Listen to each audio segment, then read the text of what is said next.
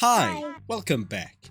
So with Wuthering Waves' anniversary generating both a lot of hate and then generating a lot of devs listened videos when they announced the changes, it kinda makes you wonder.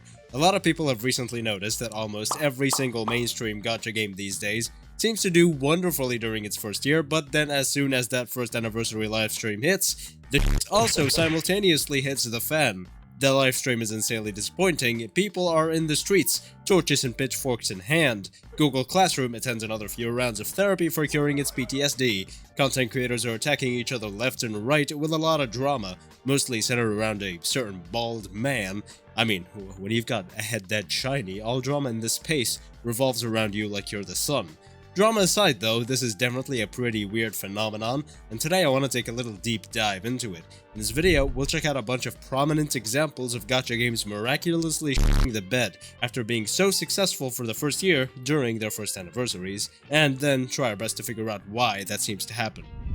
Before we start, you should like, comment, and subscribe for more content like this in the future, and join the Expression Discord server for a fun and lovely gaming and anime community to hang out with, and to participate in many events and giveaways, and for pictures of my cat. Now let's get on to it. So, obviously, the award of the worst first anniversary definitely has to go to Genshin Impact. Not only is its first anniversary the worst, but they also have somehow kept screwing up every subsequent anniversary, yet only 2 out of the 5 years generated a decent chunk of player outrage. And honestly, decent chunk of player outrage is definitely a huge understatement for the amount of disappointment players showed after the first Genshin anniversary. This was the event that Google Classroom will never forget as long as it lives. A free 5-star unit during every anniversary is basically the standard for every single gacha game, and any gacha game who doesn't do that is either going to quickly die or has an insanely dedicated player base that will shovel endless amounts of slop into their mouth because they somehow think they owe the game company something. However, obviously, Genshin Impact's first anniversary came with no such thing, and instead, they first were going to give simply 10 fates for the anniversary rewards, as well as a paid pack that contained 1600 Primo Gems and a glider, and nothing else aside from the garbage content that Genshin usually puts out. But that's nothing out of the ordinary. So, after the game started getting review bombed for these garbage rewards, along with many apps on the App Store, with the most severely hit app not even being Genshin itself, but Google Classroom, Genshin decided to give the paid pack for free and then call it a day. Obviously, nobody was satisfied, everybody thought we were going to get something significant after we complained, but we got absolutely nothing in return, and for some reason, people kept playing the game and spending loads of money on it because Stockholm Syndrome or something, I don't know. Seriously, why did we keep playing this game after that insane disappointment? What the hell were we on? I mean, it didn't get better at all during the second anniversary, which was basically a copy-paste of the first anniversary, except this time the 1600 Primo Gems were given out before everything got review bombed. All in all, it was still just 20 pulls in total and some dumb cosmetics. There was definitely some hate and backlash, but nowhere near the levels of rage and hellish wrath that Google Classroom was subject to the year before. And now, I'm sure you remember the whole 3 pulls for 3 years thing, but I'm also 75% sure that you confuse it with the third anniversary, because while the third anniversary awards for Genshin Impact were still pretty f***ing garbage, it was the same 1600 Primo Gems and 10 Fates, but it was the third Lantern Rite that Genshin truly spat in our face, testing the waters to see if its players will really just take anything it gives them at this point, even if it's roadkill, and then gave us a whole 3 pulls for a whole 3 years of loyalty. How generous. 2 debate clubs and a... I don't remember any other 3-star weapon names. I haven't played this game in like 3 years, thankfully. Hey, how coincidental, the numbers match up. Genshin's 4th and 5th anniversary were the same old bullshit rewards, but in the 5th anniversary, they really picked up their generousness game and promised to start giving out a free standard 5-star unit every single anniversary. You know, the same units that have been insanely power-crept by the game's current new best DPS units, and are actually currently useless now because of all the HP inflation hitting the abyss. I wonder, where have I seen that before? It's like they copied each other's homework. Genshin stole Star Rail's power creep and HP inflation, and Star Rail stole Genshin's ungodly amount of yapping garbage storytelling. Top tier gaming company here, people. Now, let's truly get into the main subject of today's video, Wuthering Waves. Let's also talk about another secondary subject, Honkai Star Rail. Let's start with HSR. HSR's first anniversary wasn't actually that badly received, especially compared to Wuthering Waves or Genshin's first anniversary. It's actually probably one of the most well-liked somehow, which is really confusing, because Star Rail didn't actually give a free 5-star for its anniversary, which is exactly the main thing people are clowning Wuthering Waves about. So, looking at Honkai Star Rail's anniversary content and Wuthering Waves' anniversary content, I would say WuWa obviously had more content, but Star Rail's first anniversary wasn't lacking either. Both games gave a free 5-star earlier in the year, with Dr. Ratio in HSR and Shangli Yao in WuWa, and neither game gave a free 5-star during its first anniversary. But Wuthering Waves was obviously the target of much more insane amounts of hate, while Star Rail's first anniversary received nothing more than, oh well, we already got Dr. Ratio, so we don't need a free 5-star this time.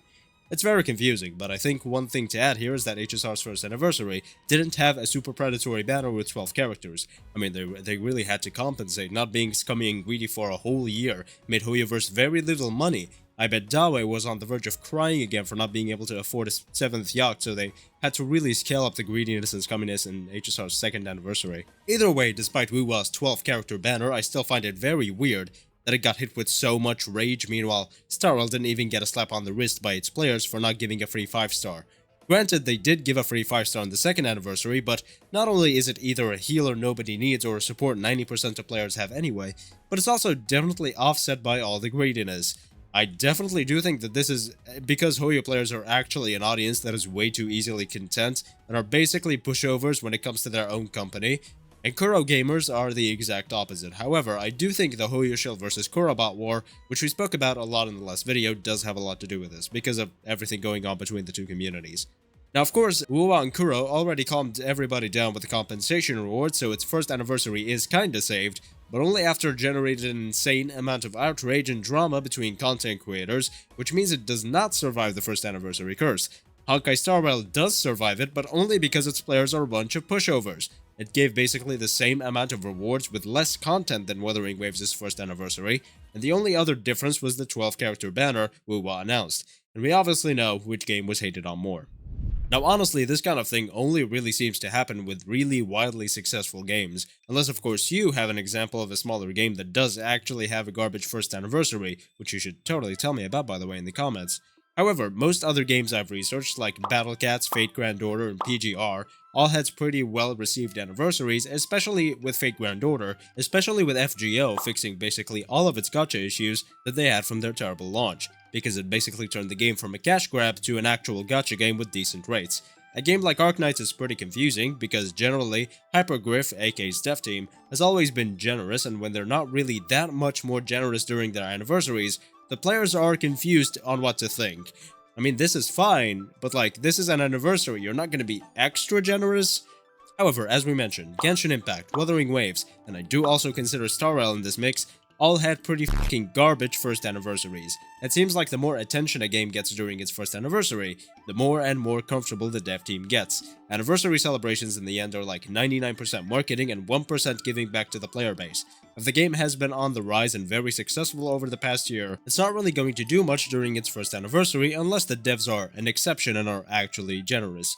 If the game has been failing, like Tower of Fantasy, or not been topping the charts consistently, and basically just been drifting along, still successful but not Genshin Impact levels of success, like Battle Cats, they're going to do a lot for their first anniversaries, and just recently, Battle Cats had a 100 million download celebration, which isn't exactly anniversary but pretty close, and in turn they made an insane amount of money during March of this year, and even like $10 of that was from me.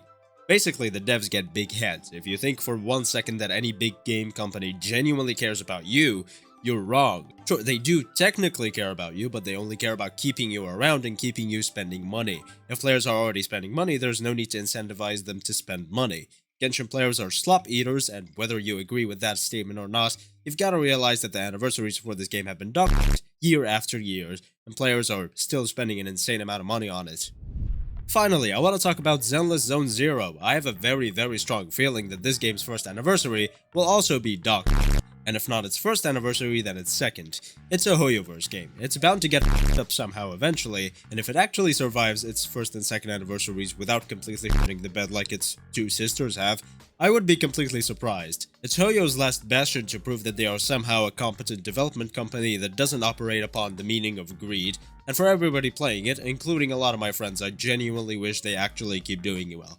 Third time, or I guess fifth time at this point, is the charm. at least until they start their next development project. Then they'll focus on the even younger sibling and leave ZZZ to rot. So that's about everything I have for you today. Thank you so much for watching this video. Make sure to like, comment, and subscribe for more content like this in the future, and join the Expression Discord server for a fun and lovely gaming and anime community to hang out with, to participate in numerous events and giveaways, and for pictures of my cat.